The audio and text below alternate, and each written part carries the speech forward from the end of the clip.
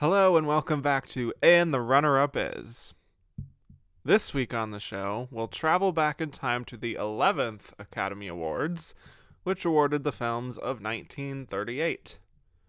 Norman Taurog arrived with a serious drama called Boys Town, based on the work of Father Edward J. Flanagan, who created the titular sanctuary for boys.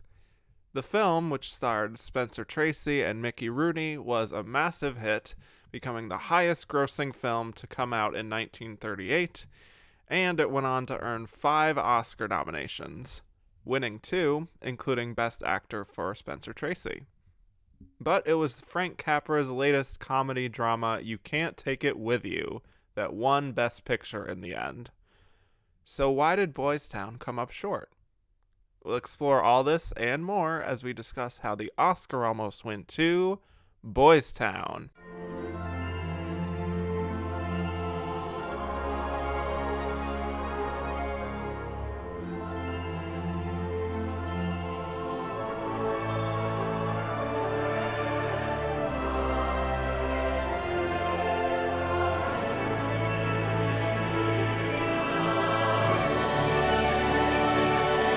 Hello and welcome back to And the Runner-Up Is. I am your host, Kevin Jacobson, and today we are talking 1938 at the Oscars, the 11th Academy Awards, really getting down to the wire here. Very excited to talk about this very odd year for me, where there's some good films, some not so good films, and lots of interesting stuff in between.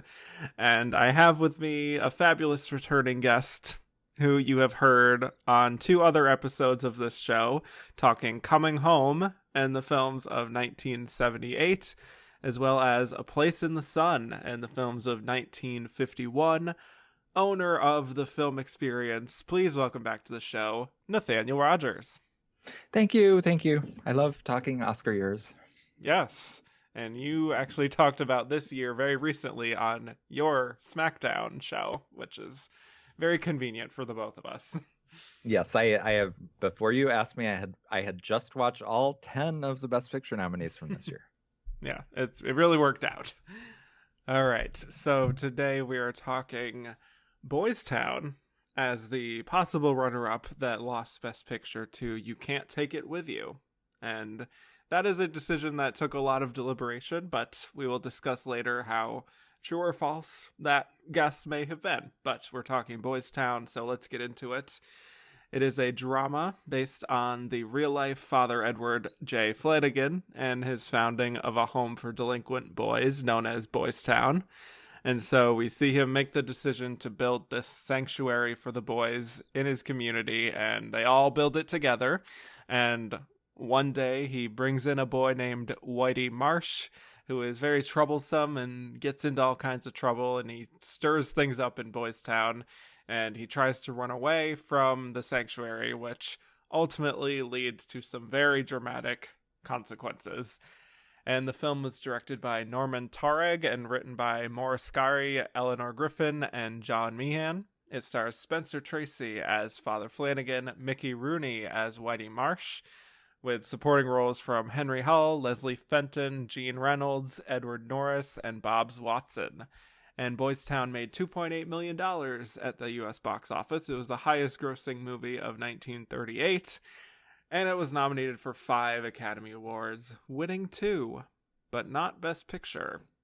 All right, Nathaniel. So, like you said, you've watched Boys Town somewhat recently.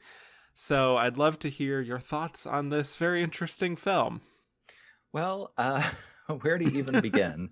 Yes. Like it's one of those movies, and I say this to people all the time, but it's one of those movies where you really, really have to place yourself in the mindset of the time period it came out, because since it's about juvenile delinquents, essentially, you have to accept this very sort of, which now reads as like these very sweet boys. You have to accept them as, horrible, like kids that nobody wants, Yeah.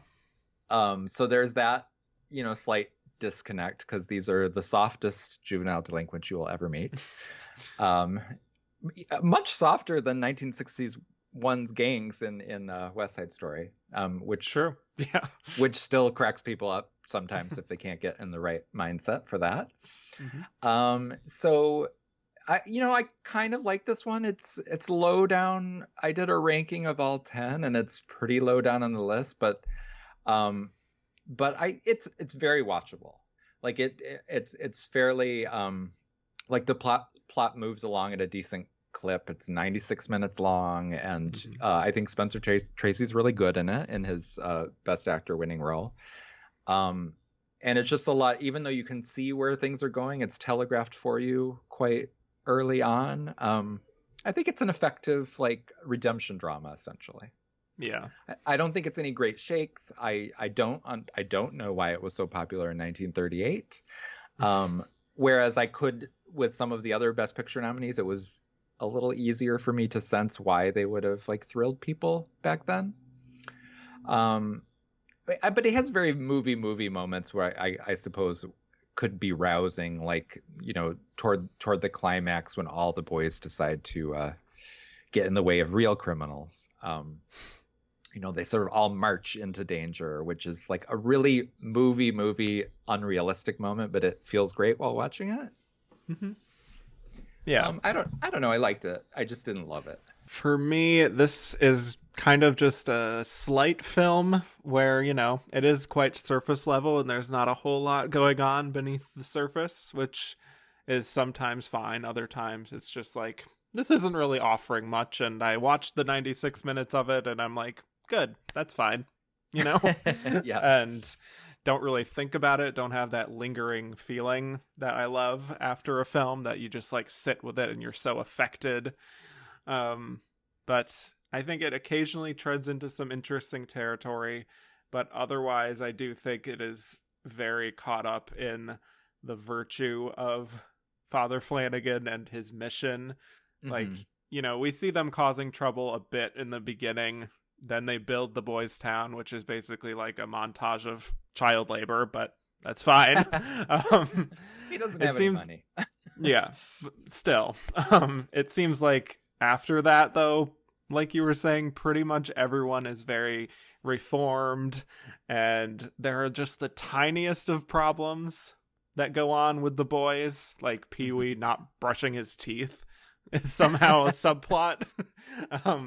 But literally there are no other problem children really anymore outside of Whitey, which is just kind of fundamentally unrealistic for me. I just don't know why. Because essentially it's not just, juvenile delinquents, but it's like homeless kids, and it's basically, but any one of them would have, and they do pay lip service to it. Any one of them would have had like trauma in their lives. Mm-hmm. And yet they're all very well behaved. Yeah, they're good little boys. Yeah. I just feel like I was looking for a little more conflict there outside of Whitey. There's just, it's kind of flat and uninteresting for me, everything leading up to Mickey Rooney's introduction, that like 40-minute lead up, where my only real emotion that I'm watching the film is just like, that's nice. Yeah, that's nice. And that's how I feel also a little bit about Spencer Tracy's performance. I do think he's good. I don't know if he has a big character here to really work with in a juicy way, outside of just him being very fatherly and caring for the boys. And yes, he has some street smarts, which, we see at a few points where like he's negotiating to get money for Boys Town. But other than that, I just don't feel like there's anything for me to really latch onto there. Mm-hmm. And I don't know if that's on the page or if it's in his performance. I get that he's supposed to be this warm and kind presence because that is what I think the role calls for, but it's also a little bit flat for me, where I don't feel like I see a big arc there. And he also kind of disappears from the leading narrative, I think, for quite a while, and it kind of becomes the Mickey Rooney show, As pretty much all movies with Mickey Rooney in them do at some point. Well, fair. But I think Spencer Tracy's doing a little more with the part than that. I mean, it is like, the very typical like noble person who triumphs, narrative. But I do think he brings some interesting shading of like you get a sense that Father Flanagan is not exactly like, yes, he's warm to the boys, but he's not really that amiable with other adults. Like he's very sort of like flinty, and he will have his way, period. And the funny thing about that is that's played off as very sort of like man of the cloth, sort of like everybody kowtows to him because of their religiosity, which actually reminded me of that 40s movie Come to the Stable, where the nuns get all these gangsters to like invest in their church or whatever. Yep. So it makes you think of a time where perhaps America was much more like everyone was Catholic or something. Yeah. And would just let the fathers and the nuns get whatever they wanted. Right. Come to the Stable, otherwise known as the Nuns Playing Tennis movie for me. Right. Wonderful. But yes, I see what you mean there. And I do think, there are parts in the beginning where he definitely is not as fatherly to the other adults, and just his way about him. He feels like he is lived in the sense that you can sense that he's been through a lot and he's had to negotiate his way through things, which is, like I said, with the money issues that were happening, like negotiating it down to this, and this. So, I mean, it's funny that you mentioned the child labor, because basically, yes, he uses child labor, but also like he basically is a con man about getting all of the male adults in that town to like pay for whatever thing he wants. Yeah, exactly. He just like takes everybody's money and labor. Yeah, and that doesn't really go very much examined, which I understand, but still, I would like to see a darker side to that, but I understand contextually why that would just not happen in 1938. But Mickey Rooney here, I think, is somewhat divisive, I would imagine. I haven't done that much investigating into the general critical consensus about Boys Town, but he's quite over the top, right?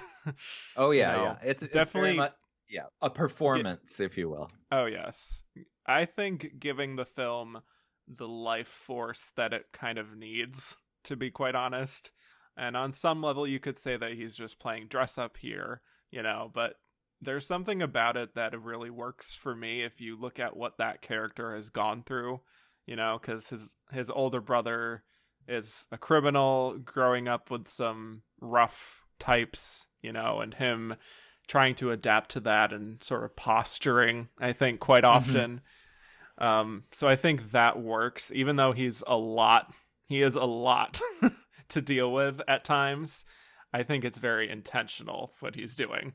So yeah, I mean, it works for this part because of exactly what you're saying. The posturing, it makes it hard to respect as like a good performance, but it is totally serves the character nonetheless. Yeah. I mean, do you have general feelings on Mickey Rooney? I feel like you were alluding to maybe that he's uneven. Yeah, he's hard. Yeah, I don't, his centennial, I love to celebrate centennials at the Film Experience, and his is like in a week from now, I think. And so I'm planning to do a few movies, but I'm kind of dreading it because I just like with his movies, I'm always like watching them for other people, or because they have Oscar history or whatever. Like I can get through, a few of the Andy Hardy movies solely because Judy Garland's in them, Right. But so yeah, I don't really like him as an actor, no. Even here, just I had to actually look up his age to figure out what he was doing here. I found out he was only 18 here, which surprised me because he definitely projected older for me. Maybe that's just his posturing nature, trying to be like a gangster type. Yeah. But I feel like there's a way you can look at this as just like, this is just Mickey Rooney playing dress up here, which it is, but again, that feels like the point. So yeah, I can't say that I loved him in it, but I get what you're saying, that he does bring a lot of energy to it, which he does, to be fair to all his movies. It's just whether or not you respond to that energy. He is not a dull performer ever. No, he's always playing he's just to the a rafters. lot. Yeah. And I also actually just want to go back to the very first scene of the film before we get too far into it, which I think is actually a strong scene, one of the strongest in the film, where we see this prisoner who is about to be executed, and he talks about not having support in his community, and, you know, like, if he only had one friend, that it could have made the difference for him. And I think that's a good opening for this film, and I thought that this was going to really set up, I guess, a smarter examination of how, like, certain kids are just disadvantaged at the end of the day, and they are products of their environment. And we do get a little bit of that. There's this repeating thing with Father Flanagan saying, like, there's no such thing as a bad boy, you know? But it's like basically the tagline, yeah. Yeah. But I sort of feel like it barely scratches the surface of really interrogating that, you know? Yeah, I would agree. But I would also agree with you that the opening scene is strong. I did think, because I had never seen this before this summer, I did think that it set up a movie, like you were saying, like, I thought the movie was going to be grittier because of the opening scene. Exactly. Because it's pretty rough, like, emotionally, because, like, the guy is, like, really playing, you know, someone who's about to die. Yeah. Yeah. And sort of lashing out at the same time. Like, he's saying this, but he's also sort of blaming everyone else for his own crimes. Yeah. So it's like a more complex crime drama scene than the rest of the movie will ever get close to. Right. Something you might see in another film from this year, like Angels with Dirty Faces, perhaps. Yeah. So, yeah, very interesting.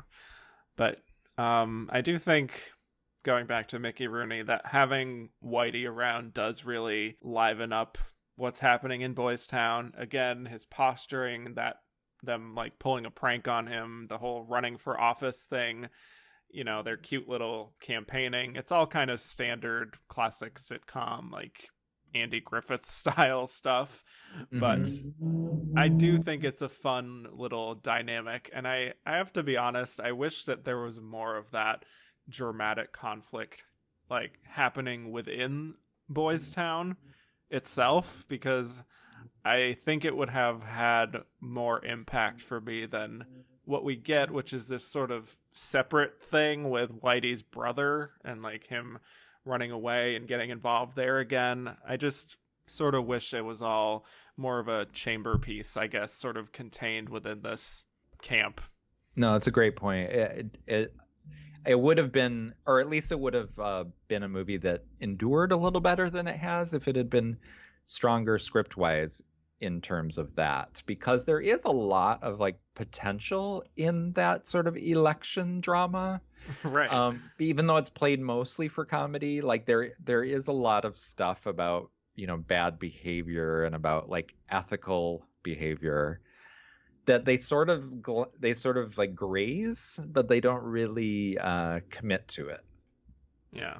But I totally agree with you, because I wanted more drama with the other boys that are residents besides Whitey, because, like, Gene Reynolds, terrific young actor at the time. He's also in Of Human Hearts, which was not only nominated in one category, but he also had a big part in that. And he's a really good young actor, and, like, a couple of the other ones are pretty good. So, like, I think they were up for it. It's just that the movie just wanted to be something else.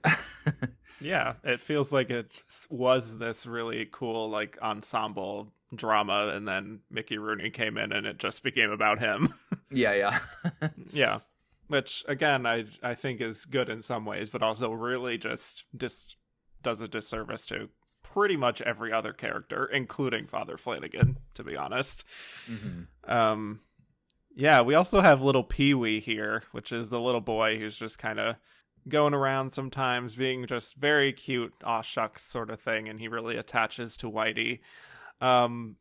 What do we think about this character? Because yes, he's very cute, but truly, for me, not even really a character so much as just a plot device in these other characters' stories. You could do, like, a video where you just replace him with like a with like a just like a sign that says plot device, and if all the scenes would play the same. Yes. It, Just yeah, he replace was him like the American Sniper baby. Just yes, like yes, a doll. yeah. He's I had I had a hard time with his scenes because he's also sort of like the least natural of the boy actors. Yeah. So, I mean, he has like the least to work with also, but still. Yeah. I mean, I even saw in certain scenes of him just like looking around at like the camera or something, just like not really knowing where to actually look, which whatever, but very much just sort of used to manipulate the audience and then have something terrible happen to him. What did you think of like the fact that, you know, it is a drama, but like they use a lot of comedy. Like there's a lot of things that are played strictly for comedy. What did you think about that within this context? I mean, like I said, I sort of do like the idea of that. I don't know if it really works in terms of execution, because I think there would be a lot of comedy that might arise from just a bunch of boys being stuck at a camp and not really knowing what to do with each other, and that's that. But yeah, I mean, there are times that I wish, not that it would be like more like a misery porn sort of thing, but just like I do wish it would go darker sometimes than it really does, if that's what you're alluding to.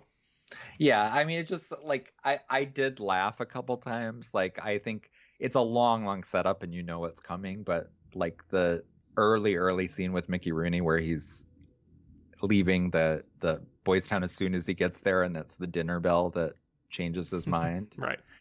You get that's like very much like a long setup for one punchline. But it worked for me, you know. But at the same time, it's sort of like the balance sometimes to me wasn't quite right between if whether they were going like, this is a serious drama with an important message. Now look at these slapstick antics. Yeah, it's trying to be a lot of different things, and it has a very serious subject matter, but is trying to, I think, definitely appeal more to a mass audience in America, and is including all that, like I said, of standard sitcom stuff. Yeah, and it worked, obviously, because people loved it. Yeah.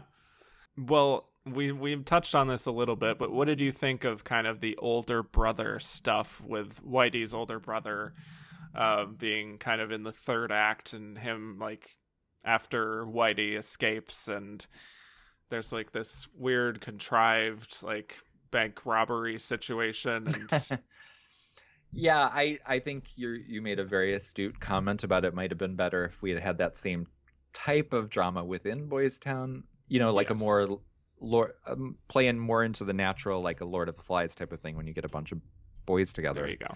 Perfect. And who are in charge of themselves, essentially, because that's part of the plot, that they form their own government and all this. It didn't really work for me because it worked for me in the context of like it feels much more related to the opening scene that we both liked. Right. But it feels more like a noir movie that doesn't really match with the rest of the movie, which is more dramedy. That's what I was going to say, is it sort of feels like it belongs in a different movie. And like I do enjoy how it sort of plays into themes once the whole camp just goes out and just is like marching through the streets trying to find Whitey. I think that reflects the whole idea of like, you know, this guy has been kind of a menace to this entire camp for a little while now, but there's no such thing as a bad boy. We have to protect each other and look out for each other. And so it sort of wraps up neatly for me in that sense. But again, I sort of feel like it just is a little too divergent from what it could be, which, like you were saying, would be interesting in terms of like how they have the weird like election campaigning stuff. And I feel like there was more room for conflict within that could have emerged dramatically that is just completely not explored at all. I don't really have a lot else to say about this film, unfortunately, other than that I do sort of get why it was popular. You know, it is based on a true story. Spencer Tracy had just won Best Actor the year before, or I guess technically earlier that year in 1938. It's about good people doing good things, you know, helping the underprivileged, and it's very straight down the middle, nothing challenging about it. But I do think it just very much goes for cheap sentimentality sometimes, and a lot of contrivances to just manipulate the audience in a way that is quite transparent, to be honest. You know, I like to talk about films or performances or whatever being seamless on this show. Here I see all of the seams. I see where everything is going. And I just don't know if it holds up much all these years later. Like I said, there's little elements of it that do, but as a film, a product of its time, I would say. Oh, yeah, for sure. But it is interesting that it's like politics, if you will, are very 1930s. And one of the things that was interesting about watching all the movies recently was that politically, you know, everybody likes to think of America as becoming more liberal, but in many, many ways, America became more conservative, because there's a lot of socialist stuff in these movies, and a lot of sort of like odes to like the value of selflessness and being part of a community as opposed to every man for himself. You know, it's like not very, it's not exactly pro-capitalism, as we will also see in the next movie. So yes. I did think that was an interesting thing about Boys Town, but part of the reason that people liked the true story is because this guy did this like thing that other people weren't doing, of creating this whole like, and it is an inspirational story if you think about it, because it's true that he built this whole home for abandoned kids. Yeah. That grew to be a very large, you know, and is still going. Yeah. And there's also a sequel to Boys Town released in 1941 called Men of Boys Town.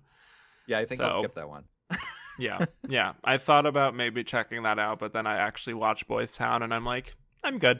You got everything you needed to know in that one movie. I think so. But I did read the synopsis, and it seems quite a bit darker than this one, which is probably makes sense because it's Men of Boys Town. We've matured more now.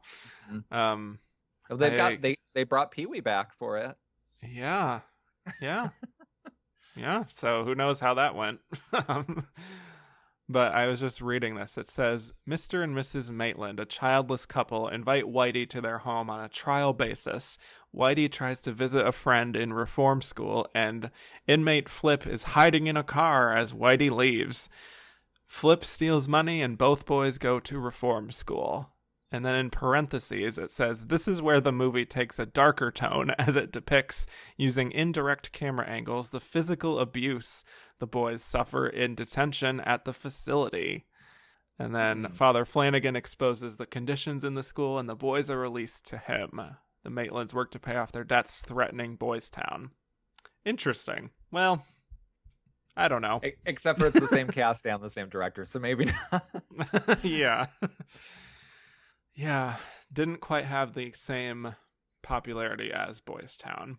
Anyway, also I was reading that apparently this film actually convinced people that Boys Town, the real one, didn't actually need money. And that is because it sort of convinced them that it was run so well, and that like all these boys were so reformed, you know, that like it actually decreased the amount of donations, according to the real Father Flanagan. Yeah, because they're just like, why does this place need our charity? Like, you know, it's run so well. So then Louis B. Mayer had to actually go on the radio to like encourage people to donate. Interesting. It's also crazy, like the context of the time is always so crazy in these older movies. Like whenever I do research on any older year and Mickey Rooney's involved, you always hear like people were just obsessed with him. Like, oh yeah. And like including other actors thought he was like the greatest actor of the time. And it's like hard to marry that now with you know, modern acting, I guess, because maybe like Spencer Tracy's so much more naturalistic. and he reads so much better. Like, his performances still hold up, even if you don't think he deserved to win Best Actor. It's very much a performance someone might give today as well. Right. But yeah, not Mickey Rooney. Yeah, very much, again, product of the time, but suits the time well enough, so I guess it sort of makes sense. Yeah, so that's all I have on Boys Town. Did you have any other stray observations before we move on to the Oscars? No, other than I do think it's hilarious that they have this big setup about that they have these like very strict rules about their politics, and then they're willing to break them in the middle of the election.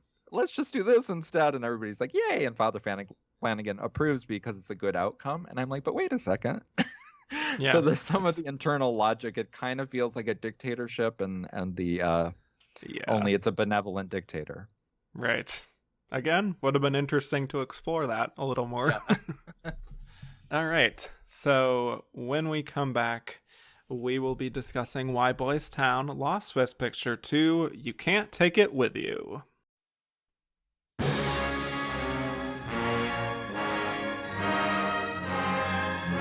Boys Town is real.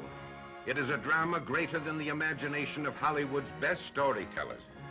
4,000 boys have passed through this city of little men. And now the drama, the laughter, the heartache and the triumph of all these boys is crystallized in the story of one young renegade who came from the back streets into conflict with the one man who could save him.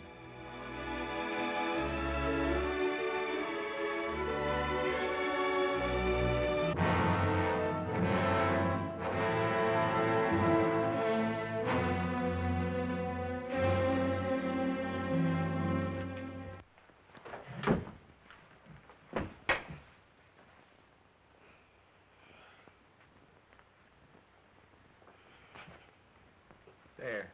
That's better. I'm Father Flanagan. I saw your brother Joe just a little while ago. We had a long talk about you, Whitey. Joe wants you to come to Boys Town with me. If you think you're gonna make a plow jockey out of me, you got another thing coming. Now, look, Whitey, in a pinch, I can be tougher than you are, and I guess maybe this is the pinch.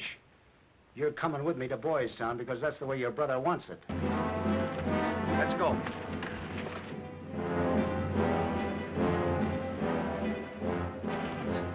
Don't move. They're away there. We're coming through, Father.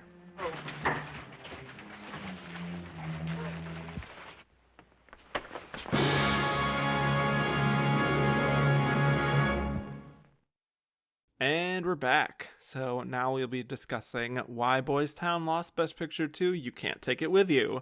Boys Town was nominated for 5 Academy Awards, including Best Picture, Best Director for Norman Taurog, Best Actor for Spencer Tracy, Best Story, and Best Screenplay.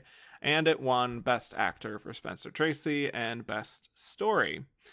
And again, like I said on the 1939 show, precursors don't exactly matter that much at this point at the Oscars. There's only like the New York Film Critics and National Board of Review, and that's about it. Mm-hmm. So, and they also don't really factor in here because You Can't Take It With You doesn't even really win anything before the Oscars. So all of that is irrelevant. Let's talk about, first of all, why we think You Can't Take It With You won Best Picture and why Boys Town couldn't quite get there. Do you have any general thoughts on that? My general thought, it won't be original here, but I think it had more to do with like Frank Capra and his place in Hollywood at the time than about the movie itself, which is, I don't love You Can't Take It With You. I've tried, I've seen it a few times. It's definitely a better movie than Boys Town, but it's, to me, it's not top tier Frank Capra, but I think his place in within the Academy and within Hollywood sort of made it a threat, period. I don't know what else to say about it other than, because it's sort of hard to know why it like won over all the movies that were nominated, other than it being prestigious thanks to its writer-director, or its director, I'm sorry. Right. Yes. I think that is very much the leading factor here. It was also beloved by critics and beloved by the audience. So when those two things combine, that is generally successful with the Oscars. I was reading from Inside Oscar, a lovely resource, that the Associated Press actually raved about this film in very, very big terms here, saying, "You'll leave the movie house thinking it's pretty nice they have such things as movies, because movies have made you feel so very good." Wow. So you can't buy that kind of press. Right, but it's funny to hear that because it sounds like quotes from a lot of different years about movies that made people really happy. Yeah. We're but just so grateful that it exists. Yeah. Yes. So yeah, I mean it's an enjoyable movie, and I think it's also probably helps that politically at the time it was sort of a bullseye of, because in the 30s the U.S. spent the 30s coming out of the Depression essentially. So there were a lot of years in the 30s that it was very difficult time for the country. So comedies were way more popular with the Oscars, so that also helped, I'm sure. Because now it's very rare to win. It's hard to even think of something that wins because it's a wacky comedy. Whereas in the 30s, you have two comedies win, and a lot were nominated. So right, yeah. So I think that definitely helped. That was the thing of the 30s for especially Frank Capra. Like, he was the guy of the 30s for the Oscars. This was his third director win in a very short period of time. It was every other year he won Best Director at this point. This was his third, which is just wild. Yeah, it's impossible to imagine now, but it was a different industry back then. Yes. I do think it was a combination of things. For You Can't Take It With You, it does have the comedy, it's entertaining, but it also has a point underneath it all of really tackling that sort of examination of the rich and the middle class and sort of morals and ethics and all of that stuff coming together despite your differences. All very much, I think, within the Academy wheelhouse. And I'll say for myself, I like You Can't Take It With You maybe a little more than most people, just because it has a lot of elements I like. Jean Arthur, I've talked a lot about her on this show, and I love her. Jimmy Stewart, family dysfunction, comedy of errors, yada, yada, yada, all that lovely stuff. But I will say, watching it, that I think there's something a little missing in the execution that probably worked better on paper. I think it's a film where they lean into the kooky family dynamic a lot and just go way over the top with it in a way that feels kind of forced. Everything's just very exaggerated, and once again, like I just talked about with Mr. Smith Goes to Washington, we have this ending where there's this rich, important businessman who seemed to have no morals, suddenly has a change of heart after one speech from a colleague. Yeah. And it's just a bit formulaic after a while. Yeah, I mean, to me, it's just way too long, because if you're going to do wacky comedy, I think short running times are, I prefer short movies in general. I've talked about this a lot and I get a lot of flack for it, but I just do. But for me, comedies especially, the tighter they are, the funnier they tend to be, because editing can amp up laughs so much. And with one thing I do there, but I do agree it has a lot of great moments. I just wished I loved it as a movie. But one of my favorite things about it is the fact that James Stewart, who is from the rich, stuffy family, is so obviously spiritually part of the family he's going to marry into, the kooky family, which I think is such a really fun thing about the movie. Sometimes we talk about telegraphing things and sometimes it's a pejorative, oh, you're leading me too much. But in this movie, I think it's a really, really fun device to make him just sort of weird as a romantic lead. I love him in this movie. Yeah. I love the both of them. And I love also, there's this one scene that I really love in this film where they run off, they're outside of the house and they go to this park bench and they have this conversation, and I think it's all one take. And I love that choice from Frank Capra to just film it in that way, because like all of the kookiness and the nonsense before that just goes away, and it's just watching these two people who are in love, and like they have their little inside jokes and they're talking and just acting in a way that people in love would act. So I really love that scene. You know, I really like Lionel Barrymore here. Oh, I love him in this, yeah. Yeah. I just don't know if it necessarily comes together in the end as much as the film is hoping that it does. So I actually saw the Broadway revival of this. Oh. Like, I don't know how long ago it was. Like maybe I want to say like 6 years ago, something like that. And it was really interesting to see on stage because it has all the same faults except for that it just works better to watch all this like kookiness because the camera's angles don't change or whatever, so it's almost like the accumulation of it makes it funnier because it just doesn't stop. Like you can't escape the wacky chaos. So there's something about the climax of it and like the second act or whatever that works a lot better for me on stage, I found. That makes sense. It is, you can tell it's very much a theatrical. You can tell that it's based on a play for sure. Yeah. I think it's sort of a mid-tier kind of, maybe middle to low tier Best Picture winner for me. But still works for what it is on some level. We got this question. We didn't get any questions for You Can't Take It With You. Honestly, that's kind of strange, but that's fine. This question from Twitter about Boys Town from Joe Gouveia saying, why do you think, despite his massive stardom at the time, Mickey Rooney wasn't nominated for Boys Town? I feel like he could have easily beaten Walter Brennan in the supporting actor race. Well, I do think he would be in lead. Yeah, I mean, I'm pretty sure that's why he wouldn't have, because even though now they would definitely campaign him as supporting. For sure.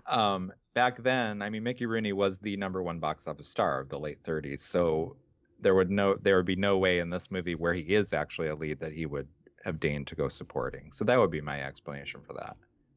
Yes. I mean, Oscar did like him enough to nominate him, though, obviously, since they did a few times. Yeah. And he actually wins a Juvenile Award this very year. So yeah, I think that was sort of his, I wouldn't say consolation prize, but just like his acknowledgement of like, we really like you, but maybe we're not going to give you like a competitive Oscar, but like, here you go. Yeah. The competitive Oscar can wait sort of thing. Yeah.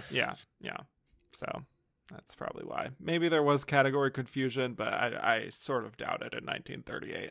Moving on to other Best Picture nominees here. First of all, this is a really interesting year for the Oscars that I should have probably mentioned earlier, but it's the first year they went without a host, which is something that has now been brought back, this idea. This is also the first time that 3 of the 4 acting winners had already won Oscars before. So already getting some repeats. And so early in the run, too. Exactly. And then we have Faye Bainter here making history, getting 2 acting nominations in the same year. First time that happened. And then Spencer Tracy also became the first lead actor to win 2 years in a row, which only Tom Hanks would do much later on. So lots of records being broken here. And almost Russell Crowe, too. Almost Russell Crowe. Yeah. Very close. So let's get into these other Best Picture nominees. There's lots of exciting stuff to talk about here. I want to start with the one that has held up the most as a fan favorite here, and that is The Adventures of Robin Hood. This film is a blast. I was really looking forward to this one. I'd never seen it before, but everyone said that, this is basically the definitive Robin Hood film, and I get it now, I mean, this is just pure spectacle, swashbuckling, sword fighting, throwing furniture around, and really strong. Yeah, and it's just so fun from start to finish. So, talk about a good time at the movies. That quote you were reading about, I know, about that other movie would apply here. Right. The beautiful costume design if they had a category for costume design, they could have rewarded it there, but hadn't been invented yet. Errol Flynn has a really fun charisma here. Olivia de Havilland is so wonderful and luminous as Maid Marian. Claude Rains, the wonderful Claude Rains, totally hamming it up as Prince John. I can't even begin to tell you how great it was to watch this film in the middle of the typical like prestige best picture films that I watch week after week for this show. I mean, truly. Yeah, I mean, it makes you wish that the Oscars would value just pure entertainment more, because whenever you're doing these like historical podcasts or series, and we both do them, it can get really not dull, because I love old movies, but like really sort of samey. Here's another inspirational story. So yeah, it's so fun. And what's more, in addition to how fun it is, it's really superbly crafted. Like the fight scenes the choreography is like really inventive. Oh, yeah. And you can tell it just influenced a ton of movies after it too.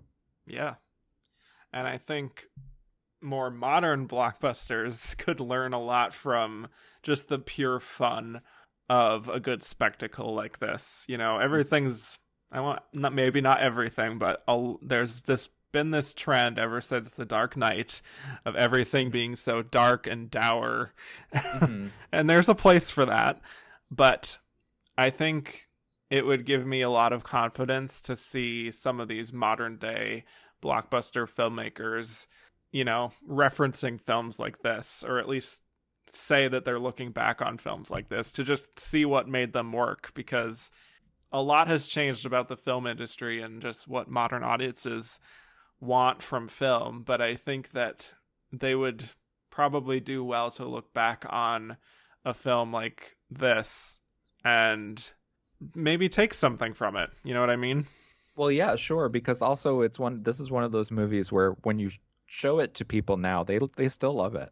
Exactly. It is aged so well. I mean, it's very much a 30s movie, but like it's just everything that's fun about it is still fun. Whereas, you know, some comedy things in like more straightforward comedies, you know, comedy is a thing that changes throughout the decades a lot. But I think so sometimes they aren't funny in that way. But like this is just, I don't think fun necessarily changes that much from decade to decade. And there's so much joy in this movie, just to like, you can tell the actors are having fun, and that to me is always contagious as an audience member. Mm-hmm. Like exactly. Everyone, like Basil Rathbone, everybody, even the people who are playing it straight are having fun. Una O'Connor's hilarious as Maid Marian's lady. Yes. So it's just great movie. I think it should have won of their nominees. Wow. Yeah. We'll have that discussion a little later. Oh, right. Sorry, jumping ahead. No, it's fine. I actually did look at your ranking just to preview your thoughts, and I correctly guessed that Robin Hood would be number one. But yeah, I think I almost actually went with this as a runner-up because it won 3 of the 4 Oscars it was nominated for, including Best Film Editing. But it does not get any other nominations above the line, not even for directing, none of the actors, not writing. So I did just feel like there might be, like, it didn't quite have that level of respect to get to that Best Picture winner type of status. Mm-hmm. So just know for the people that I did seriously consider this one. Yeah, I mean, I think we still see this today, right? That if like a blockbuster that people don't immediately think is going to be an Oscar contender just proves so popular, right? That it ends up a Best Picture nominee because it's really good and people love it. But then they can't quite get themselves to, like, the nomination as the reward because it's just too frivolous to give a top, the top Oscar to. Right. Maybe a comparison would be something like Black Panther, I suppose. Something along those lines. This is from Jackson DeStefano, who asks us, do you think Errol Flynn or Olivia de Havilland deserved nominations for Robin Hood? Oh, it seems so weird to say no because I love them both so much in the movie, but But like I've watched 23 1938 movies this summer. So my answer to that would be no, but I would feel bad about it because I love both of them. Yes. Do we think Olivia de Havilland would be in lead here? In 1938, yes. Now, yeah. for sure supporting. For sure, no. Yeah. She's missing for big chunks of the movie. But she wasn't above the title star. Exactly. And yeah, they would have pushed her as lead. Mm-hmm. Yeah, I don't think I could really find room for them. I haven't seen every single one of those nominees. I think they're both very good performances, and they do what they can with those roles. I don't know if it's quite on the level of Oscar worthy, but still good. Still good. If you could give an Oscar for chemistry, yes, by all means, yes. Give it to them. Yes, like what are those like MTV Movie Awards for like yeah. best on-screen best couple kiss, or something. All that stuff, yeah. Best kiss. Oh my goodness. Best fight. It would sweep the MTV Movie Awards in 1938. Yes. All right, so let's talk about Alexander's Ragtime Band. So this is all about a man played by Tyrone Power who organizes a band, the titular Ragtime Band, and then they go on to some success, and he falls in love with this singer played by Alice Faye. There's a love triangle that happens. He goes off to war at one point, and for this, I will say great songs, beautiful songs, and leave it at that. It is kind of, I when I was watching it, I had never seen it before, and so when I was watching it, I was kind of like, this is, I was like being all grumpy. I was trying to be all grumpy because I thought it was bad, but every time Alice Faye would sing, I would be like having such a good time because her voice is gorgeous, and I love alto voices though, and her voice is just so interesting, and I don't know, it's very, very big Hollywood entertainment. So like the set pieces are really fun, but yeah, as a movie, it's just kind of all over the place. Yeah, I agree with you that just performance wise, we have Ethel Merman here too, which is fun. But I think just in terms of like a story, there's not much here. I feel like it's very much kind of hanging on to just the performances themselves rather than, and by that I mean musical performances, rather than telling like a super concrete story in between that. I sort of just found this forgettable in most ways here. Like, I just watched it this past week and I'm sort of struggling to remember just much about it at the end of the day in terms of like the character dynamics and relationships. I liked a few performances. I liked the little heat wave performance. I liked the performance of Blue Skies. That's my favorite scene in the movie. Yes. And then just the titular Alexander's Ragtime Band song. But yeah, I don't know. It's fine. Yeah, I mean, I would agree with that, except for the fact that I would hate for people who have interest to not see it, because I think you kind of have to see Ethel Merman in a devil costume singing Pack Up Your Sins and Go to the Devil. That is a very good point. Yes. Because she really sells that number. I was like, okay, Ethel, let's go. Come through. Yes. Yeah. Like you said, it does have those fun performances, especially from the women. I don't get a lot from Tyrone Power here, unfortunately. He's so pretty, though. Oh my God, he's so pretty to look at. Lovely to look at, yes. But, I don't know. Not the most compelling lead for me. That's pretty much all I got on Alexander's Ragtime Band. I am curious, though, that you didn't. Part of me wanted to say that this would have been runner-up. Because it was also I'd like to hear the argument. Well, I'm not sure the argument would hold up. Okay. It was just very, like Boys Town, it was enormously popular. Yeah. And it has like big musical numbers, and the Oscars used to love musicals, and it's very like rich looking compared to some of the movies. Like, I would say it's closer comparison to Adventures of Robin Hood than any of the other movies in that it's like big Hollywood. Like I'm going to spend like the studio deciding what's our big picture this year that we're going to pour our money into, right? Because it looks great. Of course. So yeah. Part of me was wondering if it, did better than it would have. But then for the same reasons that you stated about Robin Hood probably apply here. It didn't get the top nominations. Yeah. It only got like original story nomination, which it lost to Boys Town. None of the performances, not directing. It only wins best score, which is sort of like, obviously it wins best score. There's not a lot of like top competition there for that. It does get into film editing, which perhaps helps your case there. And it does have the crafts. It gets song, it gets art direction and all that. But I just don't know if the passion was ultimately there for that movie. Mm-hmm. So, but I take your point.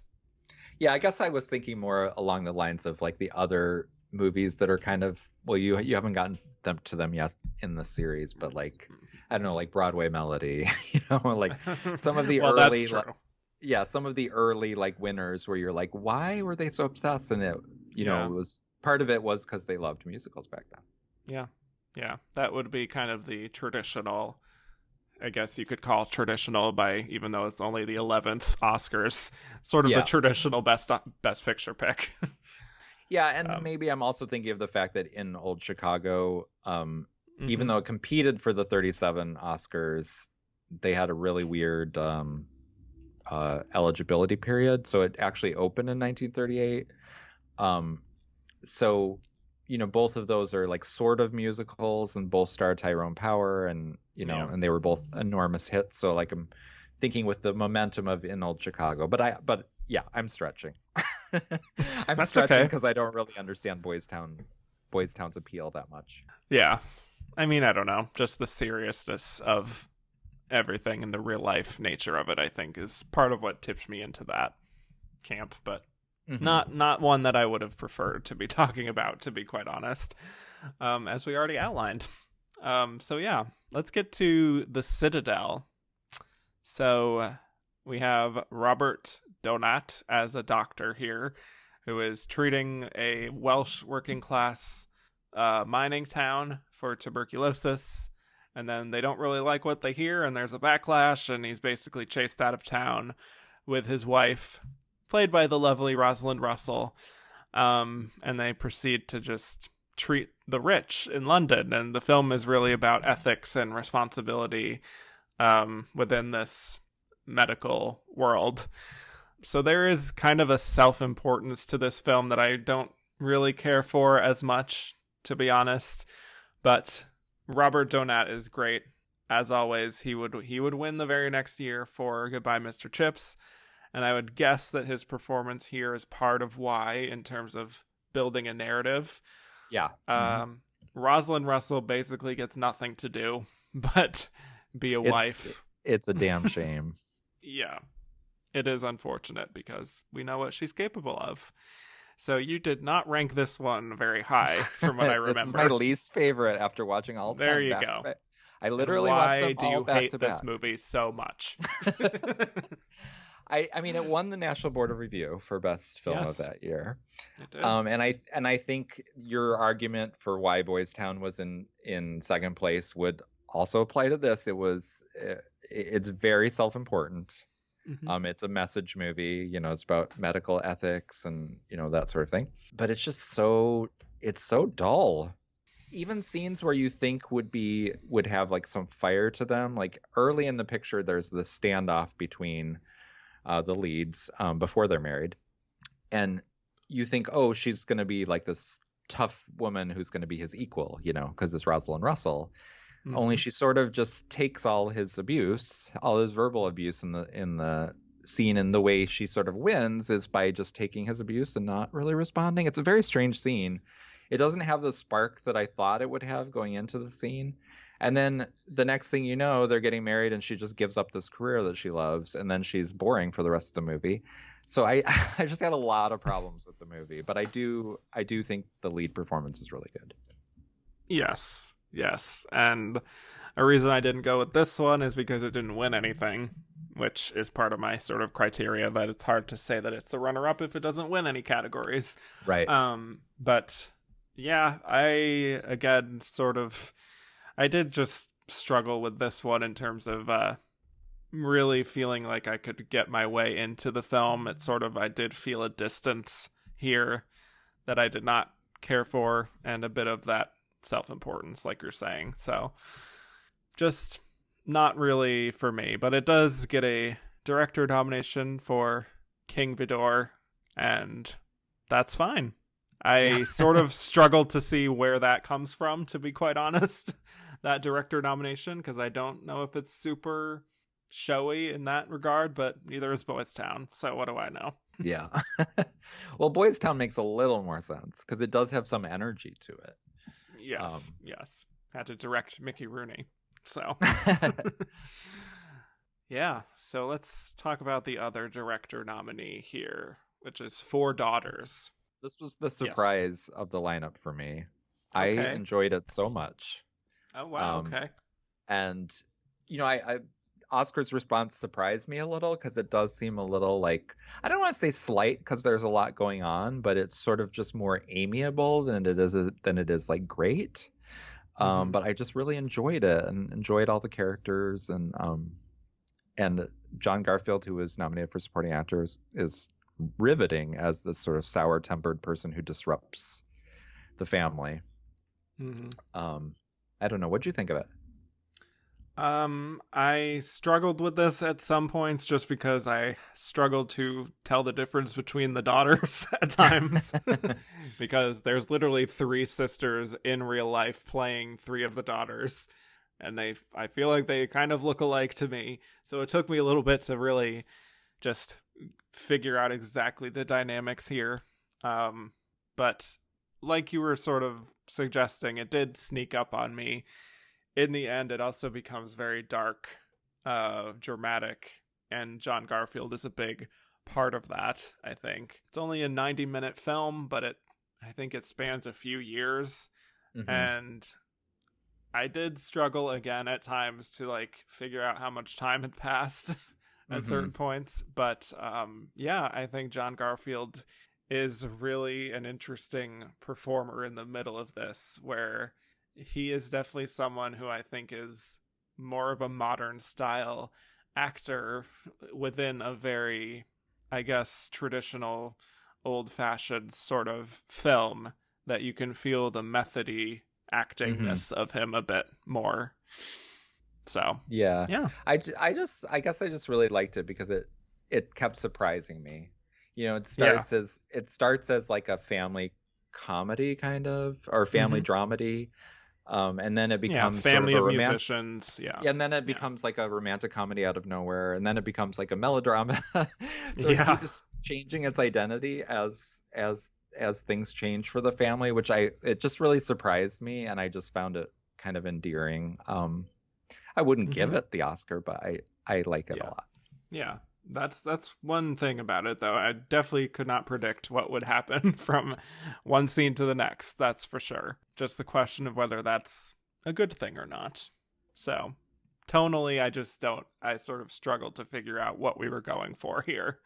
It is shocking, though, that for a movie called Four Daughters, the daughters are the least memorable part of it. And especially because I'm such an actrosexual and I love stories about women or whatever, and the daughters really are the least interesting part of it. Yes. I think maybe that is another thing for me, that I just couldn't really be drawn in by some of them. Again, hard to tell them apart. But we got this question from Catherine Short. John Garfield gives a very fine performance in Four Daughters, but it seems completely out of place in the film he is in. Could you discuss the clash between his style of early method acting and the more traditional style of acting that the Lane sisters employed? Sort of just covered that, but yeah. Yeah, I think we just covered that. Or you did. Yeah. I would say that I think sometimes clashing styles like that, you know, it's usually a compliment if you say everybody understands the movie they're in. But I think sometimes the opposite is also true. Like if somebody fights against the grain of the movie, it can make the movie a lot more interesting. And I think that's the case here with John Garfield, because he does, like, if you look at it just from a script basis, like his character is entirely disruptive to everything you're expecting about the movie. So it makes artistic sense, I think, as a creative choice to be performing in a different register than the other actors. Yeah. And I think, well, I haven't seen every single one of these supporting actors, but I think I might give him the Oscar. I am still missing. I've been, as I said, I've watched like 23 of these movies in the past couple months, and so, but supporting actor is my least favorite Oscar category. That's so fair. I have not finished these, so I can't say. I still have not watched The Winner, so I can't say what I would have done. Although I might have been inclined to go with Basil Rathbone for If I Were King, just because I think the contrast between If I Were King and Adventures of Robin Hood is so fun for that. All right, so let's move on to Grand Illusion. First ever non-English language film nominated for Best Picture. And it's only nominated for Best Picture. Go figure. I think this is a very profound film. And for those who don't know, it tells the story of a group of French officers who become POWs during World War I, and they're captured by the Germans. And it's a lot about the camaraderie of the men in the camp, and it gradually becomes sort of a prison break film. Erich von Stroheim here is really great as a German captain, and his kind of worldview is very much dying out in the years leading up to World War II. It's a very strong commentary on just the futility of war, I think, and just like the differences in class and how the whole system is flawed. And I think it's done with an approach that I don't think you would find very much in Hollywood films of the time. So this is a very inspired Best Picture nominee for me. Yeah, I love it too. And the funny thing is, like, when you're describing it, it makes it sound less entertaining than the movie is also. Right. Which it's not a knock on what you're saying, because it's true. Yeah. Everything you said is true. But it's like there's something about the serial comic tone of it that I think really makes the message more powerful, because it understands in this sort of absurdist way that war is hell, as opposed to just being like the more traditional approach to an anti-war movie is just to show you the misery, you know? Yes. But here you're more dealing with these like very, very intimate relationships of prisoners and prisoners to their captors and stuff. And you never see the war in this movie, which I thought was a perfect choice. Yeah. A war film without the war. Yeah. There's so many memorable scenes from this. I'm still thinking about, there's this one scene where the men find a bunch of dresses, and one of them puts one on, and he seems like he can almost pass as a woman. And there's this really interesting quiet tension that's happening there that could be read a bunch of different ways, which I found really interesting. Maybe even like a queer subtext there. Yeah, and it's not just there either. It's easy. I mean, I think it's prisoners of war movies and like prison movies in general. Like they often, because of the same-sex elements, they often lend themselves well to these subtexts. I would say it's totally there though, for the reasons that you state, and also because it's so much about. One of the most fascinating things about it is that it's also about class.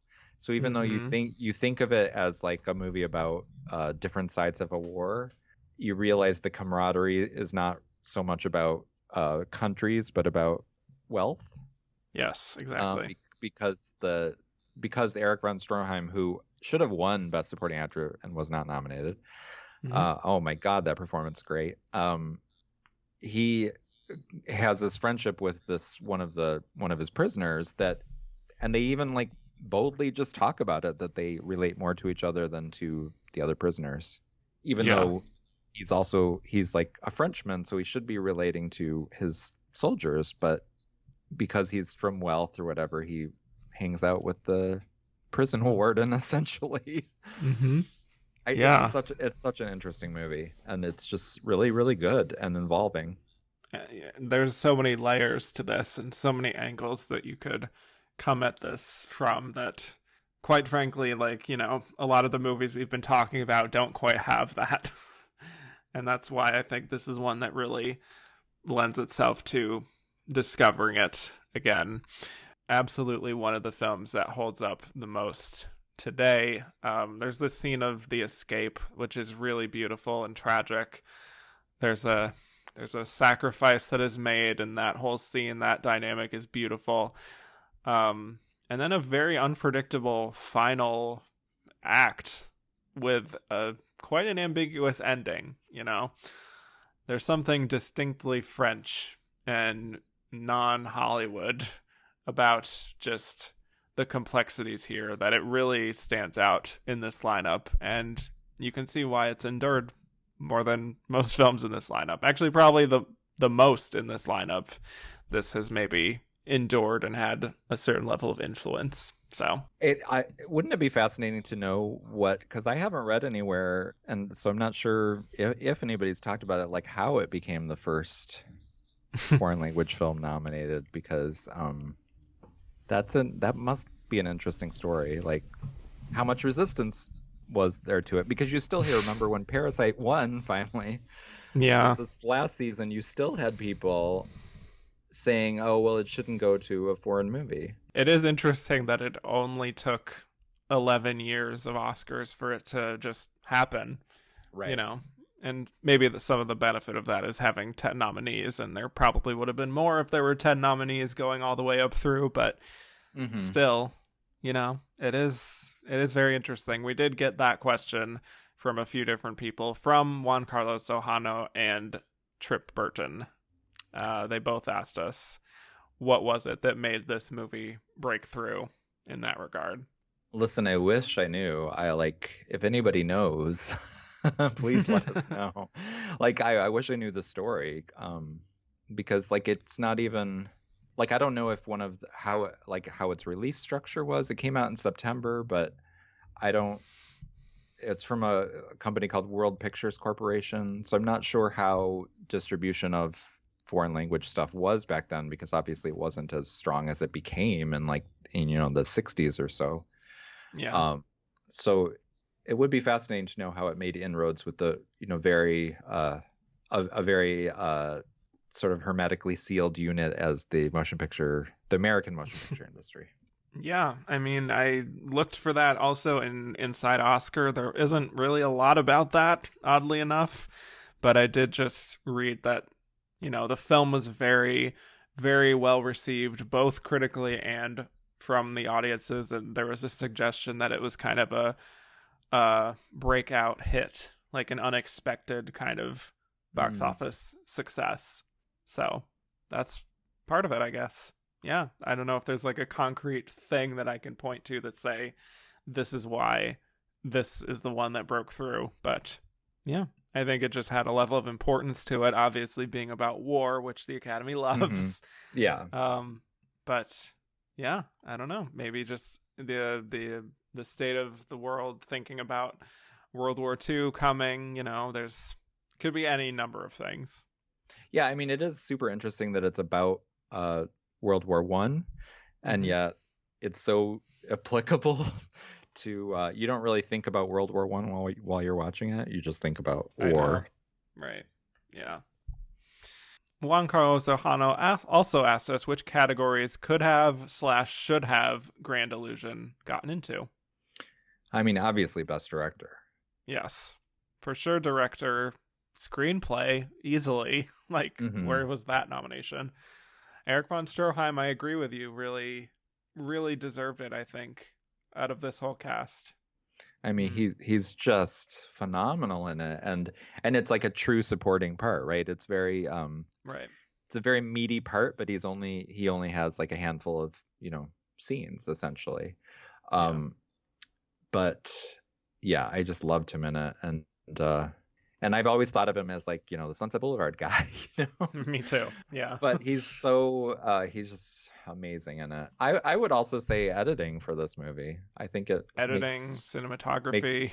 Makes strong choices there. I think honestly across the board, I think it's a superbly made movie. Even the costumes, I think are great. Mm-hmm. Sound recording, art direction. I think definitely all of those. Yeah. So if I had my way, it would have done much better than just Best Picture. That's for sure. And Dita Parlo, even Best Supporting Actress, like that. That would have been better than a couple of their choices. There you go.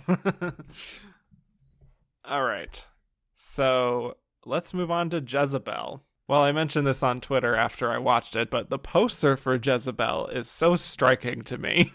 And I cannot get over how evocative the red is, and the look in Bette Davis's eyes is so chilling. I love it. But anyway, recommend looking that up if you don't know what I'm talking about. So with this movie, I know there's been a number of comparisons with Gone with the Wind, which I understand because it's about this spoiled rich woman from the South who's just manipulating the men around her. And this gets Bette Davis her second Oscar just 3 years after her first. And I would say it's easy to see why. Once again, as I've been saying, episode after episode, she just gets these roles that are everything an actress would want in a role, especially in this time period. She gets to be very complicated and unlikable and bold and just spout these big monologues, but also have these really nice tender moments and just have this great juicy arc to work with. And there's redemption. So I really love this performance. What do you think of her performance here? She's spectacular in it. Yeah. Okay. And this is and it's kind of a shame that because like she wanted to win a third Oscar. Yes. But it's kind of a shame that her 2 Oscars are like, I'm fine with this being one of them, but it's kind of a shame because she's so much better in this one than in Dangerous, which she won her first Oscar for. It's kind of a shame they couldn't wait and give her the second one later if they were only going to give her 2. But since she would be better many times after Dangerous, but this is like, to me, if you want to explain to someone how a star ascends and become a legend, you would show them this movie. Because she was a star. She was a star already at this point, but she wasn't like Bette Davis, Right. Because she already had an Oscar, but she wasn't like, iconic. Yeah. She wasn't like Myrna Loy popular or whoever you want to say from the time period. Right. But yeah, she's completely iconic from this point on in her career, basically. And keeps getting nominated. Yeah, and she keeps she's just spectacular in it. And you're so right about the poster, and it's also such a good poster because the red is such an important color in the movie. Exactly. It fits. Yeah. Yeah. I love her in this especially. She just like the playful look she gets in her eyes sometimes when she's like toying with people is amazing. She is such a smart actress with her eyes, Bette Davis eyes. I think she's just so aware of what movie she's in at the end of the day. And that's what made her brilliant. Also, we have Faye Bainter here, our Best Supporting Actress winner of the year. And she plays the aunt of Bette Davis's character. And I think if you want to compare it to Gone with the Wind, I guess it's sort of like what Olivia de Havilland would have in that film, where she has more of the moral center and she supports the main character, even if she's sort of like questioning some of her choices. Faye Bainter, what do you think of her winning performance? Oh, I think she's great. I like it. Yeah, she's great in it too. I mean, I was surprised rewatching it this time, that she's not as central to it as I remembered her being. She's in a lot of it, but she's like in the background shots and things. Yes. So it's a very supportive performance. Yeah, she's really good in it, and I mean, I think it's kind of a fun performance, even though there's nothing fun about, the character or the way she's playing it so much as it's a fun performance because it's sort of us, the audience, because we're sort of obsessed with Betty Davis's Julie and also horrified by her at the same time. And Faye Banter gets to play all the emotions that you are feeling while watching her, because she's within the movie watching the same thing we're watching. So I think that it's really fun in that way. Mm-hmm. Yeah, totally. And I don't know if she necessarily is like, it's hard to explain. I don't know if she has like the scene to like, that's where she wins her Oscar so much. Because I do think she sort of underplays sometimes in a way that I find to be really interesting and really, really works for that particular role. So yeah, but I would add to that is that one of the most interesting things is that her big scene in terms of like the narrative import, she's kind of, the camera sort of stays away from her. It's the title scene where she calls her a Jezebel, right? And yet the camera's really all about Betty Davis in that scene, and it's a great scene, like a corker of a scene. But the camera doesn't really preference the way it would in, like, if it was made today, right? It would be like Faye Banter's Oscar clip, Right. Yeah, maybe that's why I felt like it wasn't like the iconic sort of Oscar clip sort of scene, because it really does, you have that distance and you're only looking at her. Yeah, that makes sense. Henry Fonda, I don't really find him like great in this, but kind of fun that he's in this too. Also the ending I think is very haunting, I must say. And also it's wild to watch in 2020 because it's like, right. Right. Yellow fever is spreading and there's talk of quarantine. And the last few sequences of the film are just Betty Davis reaching a certain conclusion and making a very fateful choice. Don't want to give anything away there, but it's a very, very dark ending. And I'm still sort of thinking about it now and just picturing it so clearly in my mind, and her on the vehicle and getting ready to go away. And I was very struck by that ending. Yeah, it's very sometimes I feel it, I mean, it ends so abruptly. It's one of these strange movies where you think you're about to reach the climax, but then you realize the climax already happened and it's over. Right. Yeah. But it kind of works for the movie for the reasons that you're saying, that it feels so abrupt.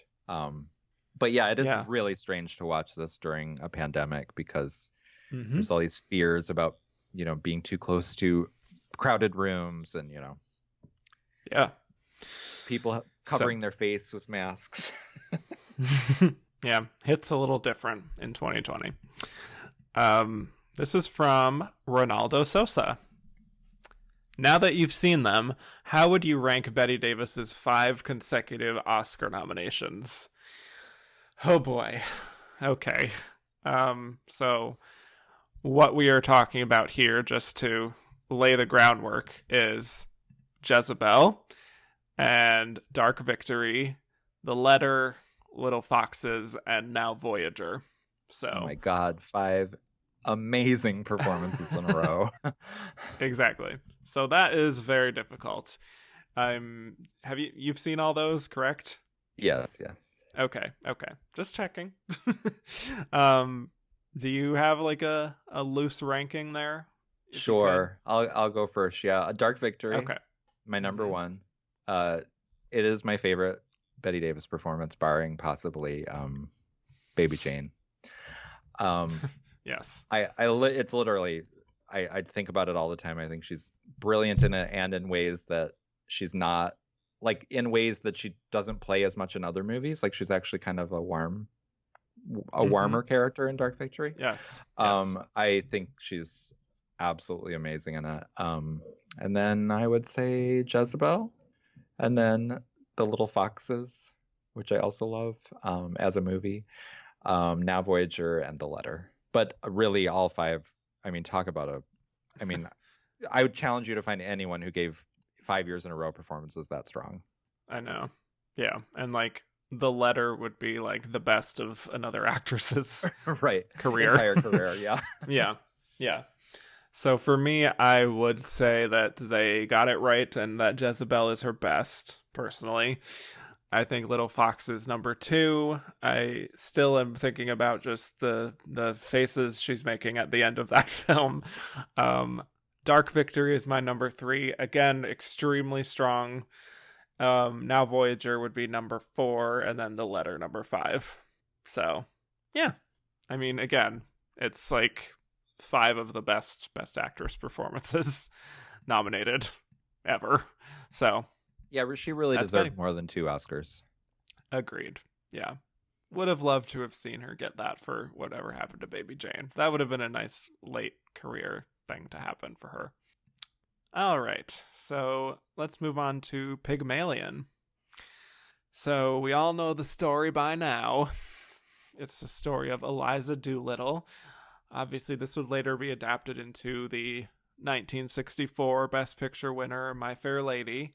Same story. So here we have Wendy Hiller as Eliza and Leslie Howard as Henry Higgins.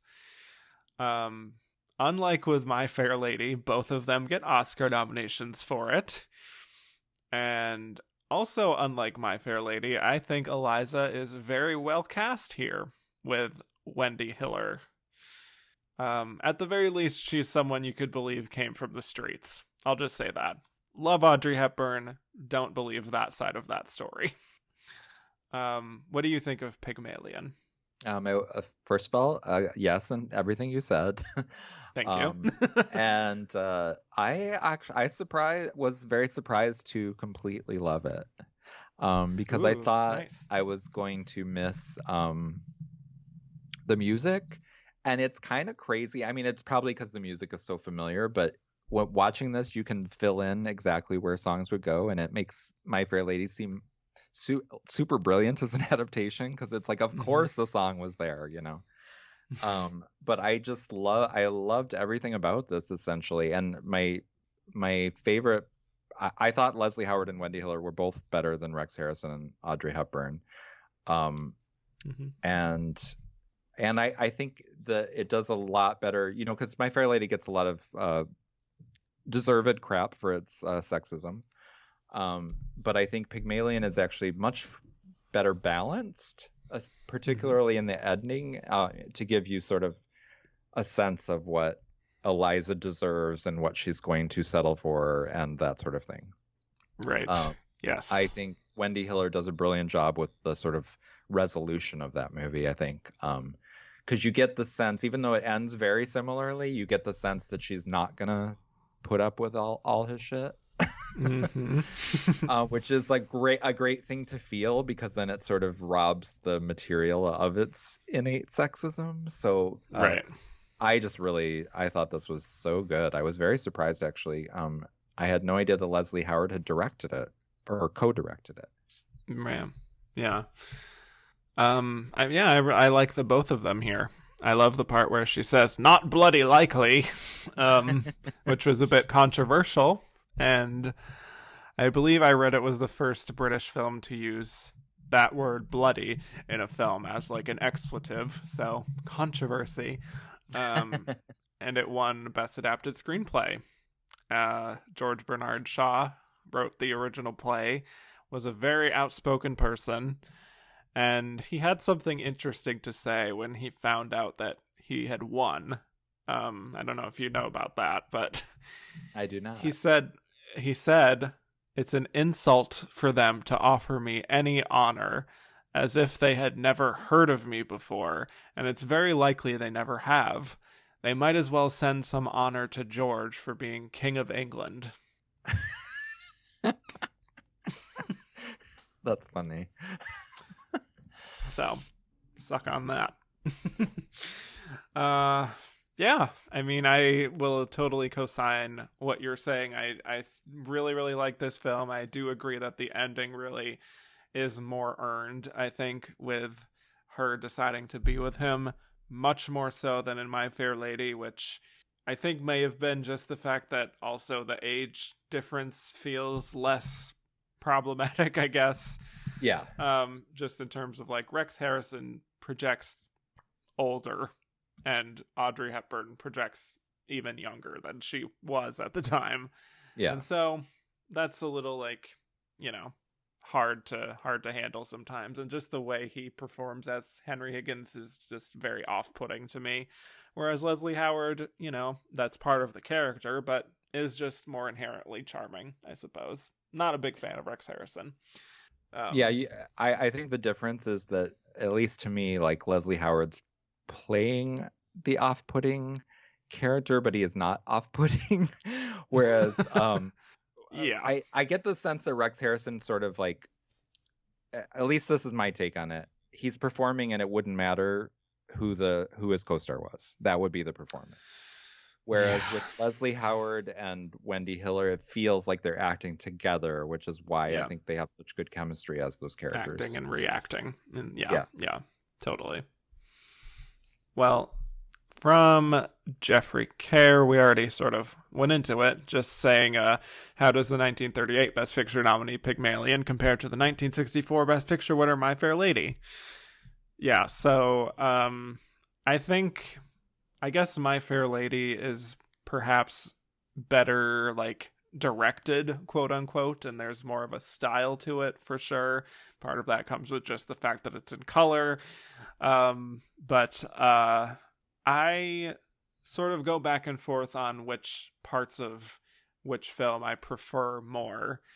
And I don't know. I'd say they're both sort of on an even keel because, I had definitely watched My Fair Lady much more before Pygmalion. And so I already had in my head, like, this is where all the musical points come in. Mm-hmm. And so seeing it without that is sort of just like a little bit jarring and like, it's not like as fun and fanciful, I suppose, as the musical, but I don't know. I think just the core of the story is very much felt more with Pygmalion, and just like we've been saying, the dynamic between the two of them feels a lot more authentic than My Fair Lady. Yeah. I think the supporting, I prefer, now having seen it, I prefer Pygmalion to My Fair Lady. But obviously I missed the music because My Fair Lady is one of the great scorers of all time for musicals. Yes. But I do think the one thing I do think the 64 version is better at is the supporting cast. Like none of the supporting characters, even though it's basically the same film. But none of the supporting actors in Pygmalion they don't sort of pop in the way that quite a few of the My Fair Lady supporting actors do. Yeah, that's true. So this was from Catherine Short. Leslie Howard shook off his image as the nice but boring other guy with Pygmalion. Was it thrilling to see him in a different light? I'm going to say yes. I was very pleasantly surprised. Me too. I agree, because I was just coming off watching Gone with the Wind for the last show, and it's like, yeah, it's nice to see him kind of charming and interesting here. So, yes. This is from Tricon Kyle XY. Do you prefer Pygmalion with or without the songs, aka My Fair Lady? Yeah, so again, we did go into that, but I think I technically prefer it with the songs, but I sort of think Pygmalion is a better film overall, if that makes any sense. It does. It's like ding, ding, ding. That's the correct answer. Thank you.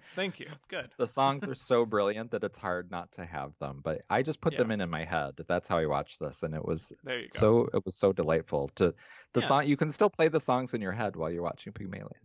Exactly. Final Best Picture nominee here is Test Pilot. So this is the classic love triangle of a man, a woman, and his job.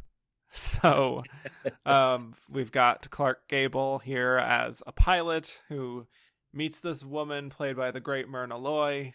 I remember you tweeted about watching Test Pilot and taking note of Myrna Loy's performance here. Do you want to get into that? She just, oh my God, like you always hear people, like I love old movies, but I would not consider myself like an old Hollywood expert, like a lot of people who just like watch them religiously, and I've seen all the B movies and all that. So I have seen a few I've seen Myrna Loy's like big pictures, but not like the bulk of her films. And she's always really good, but like, people who are obsessed with old Hollywood and always watch old movies think she's like one of the greatest. And Test Pilot was the thing I've loved most from her since The Thin Man, which is obviously her most famous one. She's so alive on screen, and she's playing the drama in really interesting ways, and she plays the comedy even when you think there's not going to be comedy, and she's firing on all cylinders. I was madly in love with her, and I totally understand why the pilot was too. Yes. Totally. Yeah. She's very charismatic here. I really enjoy her. I think she's the best part of this film. I mean, Clark Gable is solid. He has a fun, like, roguish energy to him, as always. Spencer Tracy's also here, having a good year, but doesn't really do much for me here, to be quite honest. Definitely all about Myrna Loy. Trip Burton asked us that very question. Is Myrna Loy perfect in Test Pilot? And how did she never get an Oscar nomination? That is one of the great mysteries of old Hollywood, because obviously, like, people love her. In general, the audience loved her. She was well respected within the industry, so it's like it's a complete mystery.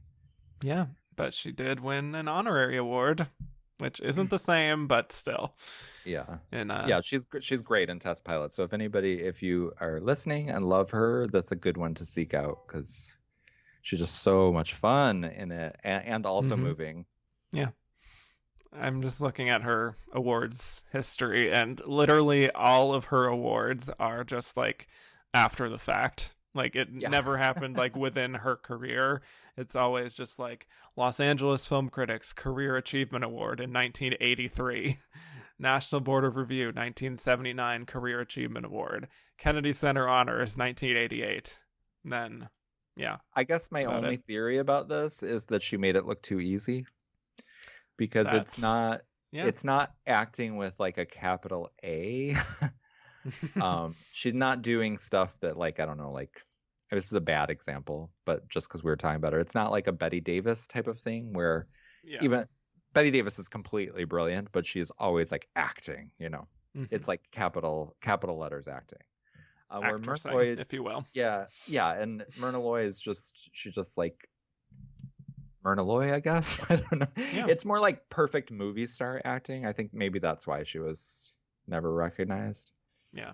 And that's something that sort of continues through Oscar history, of that sort of like making it look too easy, and like ironically they're giving a really great performance, and like they're doing so in a way that they are able to just be that character, but it's just not as obvious, and so ironically they miss out on these like best actress types of honors. So I think she's a good case of that. So time for our Should Have Been a Contender segment. All right, so these are other films that were not nominated for Best Picture that we feel should have gotten a little more recognition. So Nathaniel, do you have one at the top of your list that you want to just mention here?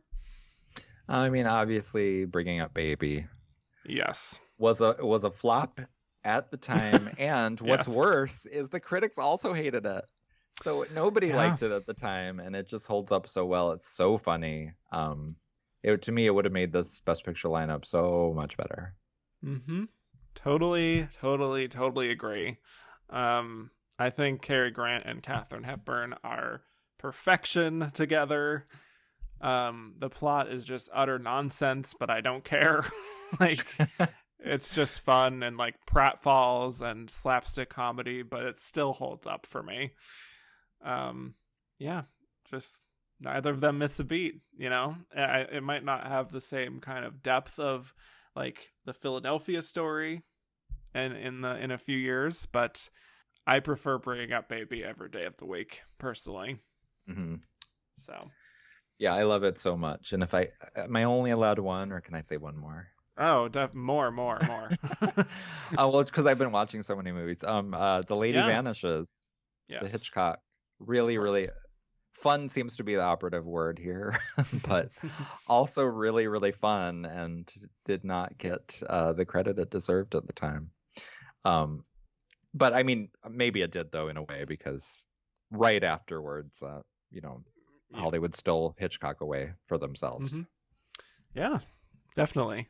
Let's see. Well, just to really briefly go back to bringing up Baby, I also wanted to talk about Holiday, which is another Cary Grant, Katharine Hepburn movie from this year.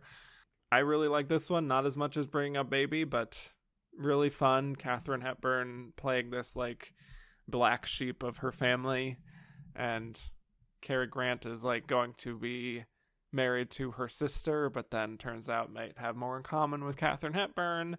Not as laugh out loud funny as Bringing Up Baby. Feels more like a almost straightforward like romantic drama towards the end, but I still just enjoy seeing the two of them together. Just wanted to mention that. Yeah, isn't it weird how like in the 30s, when Oscar obviously did like comedies, that they only sometimes liked comedies? It's this weird thing. It's like, it was in their wheelhouse at the time, and yet some comedies like Holiday or Bringing Up Baby, they're like, nah.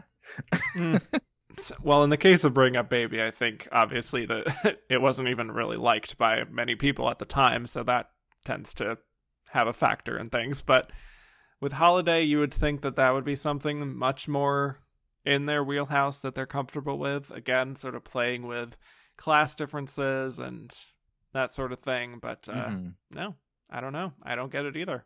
It's a mystery. Yeah.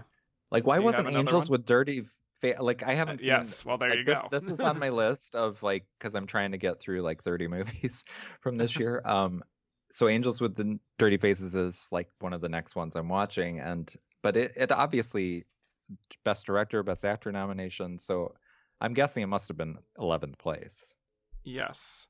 Yeah. I mean, this is basically like the Foxcatcher or Cold War of its time, where doesn't make it into the lineup of the 10 Best Picture nominees, but it does get into this field of 5 in Best Director. Yeah.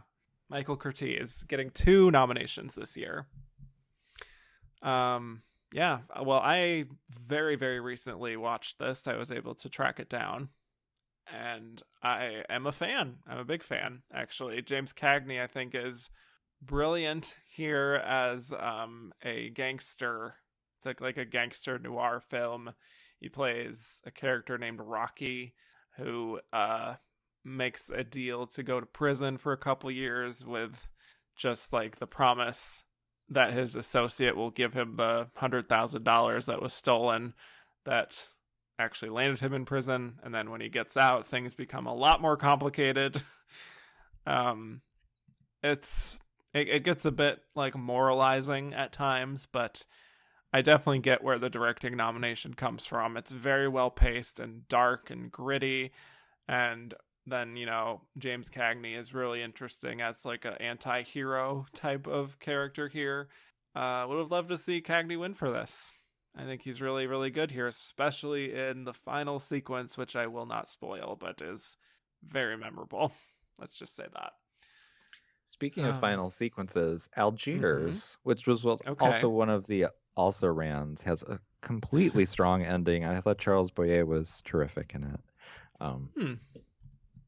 So I would recommend that one. Have not seen it. I mean, it was up for Best Actor too, and yes. So, and I think a couple other things. I'm not sure. But yeah, it's obviously a strong movie, but they just had other things they liked more. I also just want to bring up Kentucky here because it's the supporting actor win for Walter Brennan. I find this streak of his to be really interesting in the early days of the supporting actor award, winning every other year, 3 Oscars and Best Supporting Actor. The Frank Capra of supporting actor. Exactly. Yes. So that's kind of wild. So he plays this old man who he would play in many films, but he's like carrying on this rivalry between his family and another family, and something happened in the past that caused this like rift and this rivalry between the families, and then his niece wants to get involved with someone from that family, so it's sort of like a Romeo and Juliet type of thing. Also, it's about horse racing. I mean, the film is really not for me because very schmaltzy, but Walter Brennan's performance is really quite something because he's playing someone that's like 20 or 30 years his senior. And I never would have known otherwise unless I had read that. So he really gets that crotchety sort of stubborn old man type of thing down really perfectly. It's one of those things like with the Westerner where there's just an inherent likability for him that even playing characters that aren't always likable, it's probably a huge reason why he found all that success with the Academy. So that's something. It's definitely not a film I would recommend beyond just if you're a completist and you want to see all the best supporting actor winners. But isn't that he's color, Kentucky? Yes, it is. Which is pretty rare in 38. Yeah. All the action of the horse racing really pops in those moments. So one movie I want to mention since we're talking about 1938. Since I've been watching, originally I was going to try to watch all the Oscar nominees, and there were way too many of them because so many categories had 10 nominees. But The Goldwyn Follies was one of the rare color movies that year. I think there was only like 4 or 5 color movies that year. It is so terrible. And it had like 3 Oscar nominations, and it's like, I mean, people would not even believe the plot if I described it to them. But basically, the whole thing is an ode to the perfect system of test screening. Essentially, that's the whole plot. Is basically about like the common man knows what makes the best movie, so they hire this completely normal girl to judge every movie that the studio is making before it's released. It is so bad. It was like a critic's nightmare to watch. I have to say that. Fun. Why does that weirdly make me more interested? Like, I just want to see how they could possibly do that with that subject matter, but okay. I'm just like, what? And color was expensive, right? So like they only, right. Which is why I asked it about Kentucky, because like they obviously chose very carefully which movies would be in color. Like Goldwyn Follies, for as bad as it is, it's obviously like a huge studio production where it's like they're trotting out every star they have in like little cameos and stuff. And then Robin Hood, of course, is like a big entertainment. So usually it was something they really believed in. So that's kind of the shocking thing. It's so bad. Yeah, that sucks. Well, this question that I just wanted to get to from Chelsea was also about Walter Brennan. Walter Brennan won because he was notoriously popular with the Film Extras Union. Would you have voted for him? I would not. I think he's very good and just kind of like old reliable in many ways, but I would definitely have preferred John Garfield for 4 Daughters in that category. But yes, as Chelsea is alluding to, he was extremely popular with the extras and very much carried him over the finish line there. That's when extras were allowed in the Academy. So that's that. I haven't seen that one, so I can't comment. I know. That's fine. This is just from Catherine Short. One more that maybe you could answer more since you've seen more of the films than I have. But is the 1938 Best Actress lineup one of the greatest Best Actress lineups of all time? I'm not. I still haven't seen all of them. Okay. It's very promising so far, but I have like a couple more movies to watch. Yeah. Fair enough. But I love. Well, no, I actually only have one left. 3 Comrades, Margaret Sullivan. I haven't seen yet, but the other 4 are very strong. So I imagine it's a good lineup. Faye Bainter. Nobody talks about White Banners. It's hard. It was hard to find when I originally saw it several years ago, because one of my friends who tracks down every Rare movie. He showed it to me. And she's like really good in it, even though nobody talks about that movie. There you go. And Norma Shearer and Marie Antoinette. I am a Norma Shearer devotee, so yes. There you go.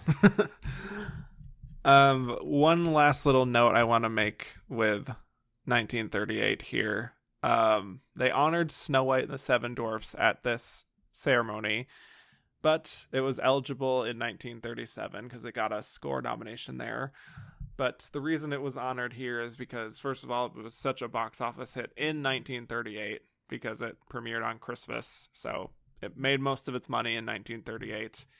And Walt Disney was given an honorary award here for, and I quote, for creating Snow White and the Seven Dwarfs, recognized as a significant screen innovation which has charmed millions and pioneered a great new entertainment field for the motion picture cartoon.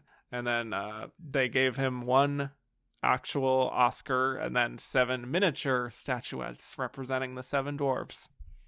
So that's cute, I guess. It's a choice. I love it. That is kind of like a little innovative thing that they do that would have been fun to see the Academy do other fun types of things like that in the future, but they didn't really do that. So there you go. We'll talk more about Snow White in the 1937 episode. Trust me. All right. So, Nathaniel, do you have any other films you want to talk about here? I will say that very briefly, because I know we're probably been talking forever. Merrily We Live got like 5 Oscar nominations, and nobody knows about this movie. It's a screwball comedy. And I watched it with a few people for the 30-year project I was working on, and it was very divisive among the group I watched it with. Some people thought it was hilarious, and some people thought it was so bad. So I'm going to start recommending this to everyone. It's because you can watch it for free online. I think it's playing at Tubi. It has commercials, but it's free. And it's basically very much in the screwball comedy vein. It's very reminiscent of My Man Godfrey and that sort of thing, though not as good. But I think it's really interesting because some people just absolutely love it and other people do not. But it fits really well in with You Can't Take It With You, because and Grand Illusion, even, in that it's very concerned with class and like wealthy and versus poor and that sort of thing. So it's an interesting screwball comedy, and it has Billy Burke was nominated for supporting actress, and she's really hilarious in it. Sounds like a good time. But again, some people hate it. So right. You take your risks. Your mileage may vary. Fair enough. So when we come back, we will be delivering our verdict as to whether we think You Can't Take It With You deserved Best Picture or if Boys Town properly deserved it. Look at your mother. She's still staring at you. Well, who wouldn't stare at you? Tony, promise you'll do it. You know, every time I think how lucky I am, I feel like screaming. Tony, please promise you'll invite them. Oh, I feel a scream coming on right now. You know we'll have to face it sooner Oh, or yeah, later. it's starting right down to my toes. Sort of a tingling sensation. Now look, we can Now invite it's them for coming up Wednesday around and my then... knees.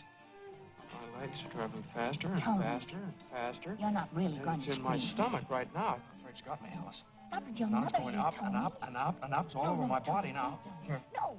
it's right in my throat now. What I can do is fighting to get out. I can't hold it any longer. Here it goes.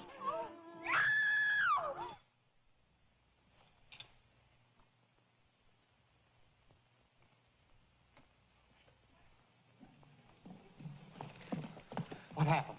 What happened? What happened? Well, a mouse went right past there. A mouse in this place? A mouse? What do you mean a mouse? There's a rat that long with hair on it. A rat with hair on Yeah, it? about 6 of them. Weren't there 6 or 7 of them? Where? Where? Where? Where? Where? Right under that table. Oh, There they go!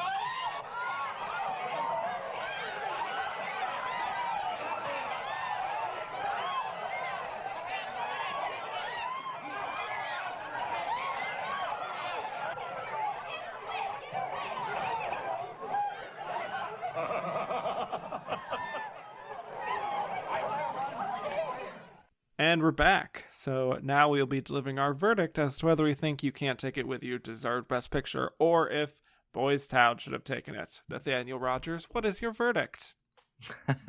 I think obvious from this 2-hour conversation that it's that yes, I prefer You Can't Take It With You. Though it's only my 7th favorite of the Best Picture nominees. Yeah, one of those years where can't say that either one of the winner or the plausible runner-up really deserved it that year.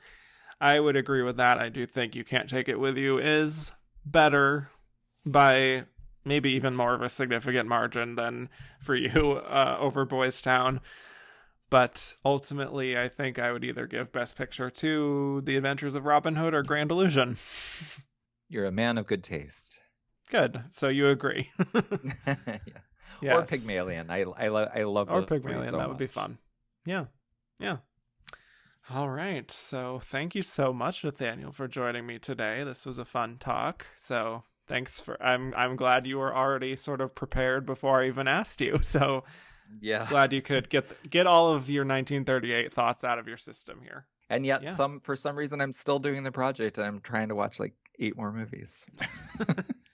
You're very committed. Yes.